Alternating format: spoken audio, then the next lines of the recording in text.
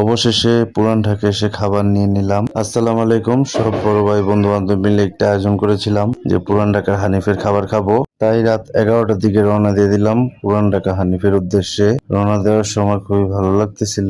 আমরা বাবুবাজার ব্রিজের উপর দিয়ে যাচ্ছিলাম। রাস্তার পরিবেশটা খুব সুন্দর ছিল, কিন্তু কথা একটাই, রাস্তা প্রচন্ড জ্যাম ছিল। জ্যামের কারণে অনেক মানুষ হেঁটে হেঁটে যাচ্ছিল। অনেকে রাস্তার আইল্যান্ডের উপর দিয়ে রিক্সা হোন্ডা উঠাই দিতেছিল।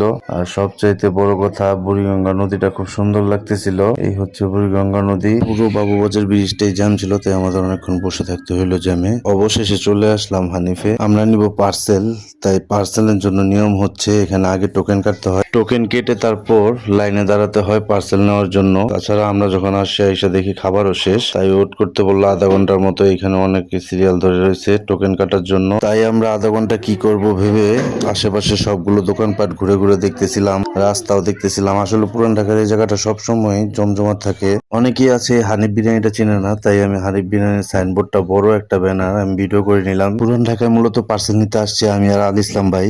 ওকে আমি বললাম যে চলেন আসেন ঘুরে ঘুরে দেখি কি কি আছে। এখান দিয়ে যাওয়ার সময় আমি আবারও হানিফের সাইনবোর্ডটা ভালো করে দেখানোর চেষ্টা করলাম। এখানে একটা পানের দোকান আছে, সবচেয়ে নাম করা এই হচ্ছে পানের দোকানটা। আসলে পুরান ঢাকার এই জায়গাটা সব সময় এরকম রাত্রেবেলা জমজমাট থাকে, সবাই মিলে পরিবার নিয়েও আসে।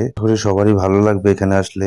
রাত্রেবেলা অবশ্যই ঘুরতে ভালো লাগে সবারই। এ ফাঁকে আমি একটা চায়ের দোকান দেখে আমার খুবই চা খেতে মন চাইলো, তাই আল ইসলাম ভাইকে বললাম চলেন চা খাই আসি। উনি আর আমি চা খাওয়ার জন্য অপেক্ষা করতে হইলো অনেকক্ষণ। তারপরে আমরা চা পেলাম। এই ফাঁকে একটি কথা না বললেই নয়, আজ মূলত এখানে আসার কারণ হচ্ছে আমাদের এক বড় ভাই সানোয়ার ভাই আর ছোট ভাই খালেদ, দুইজন মোবাইল কিনছে বিদায় দুইজন মিলে ট্রিট দিতেছে, তাই আমাদের খুব আনন্দ লাগতেছিল। রাতের বাজে প্রায় 11:30 12টার কাছাকাছি, কিন্তু দেখুন পুরান ঢাকা এখনো কত জমজমাট। তাছাড়া যে দোকানে চা খাইতেছিলাম এই দোকানে অনেক ভিড় ছিল।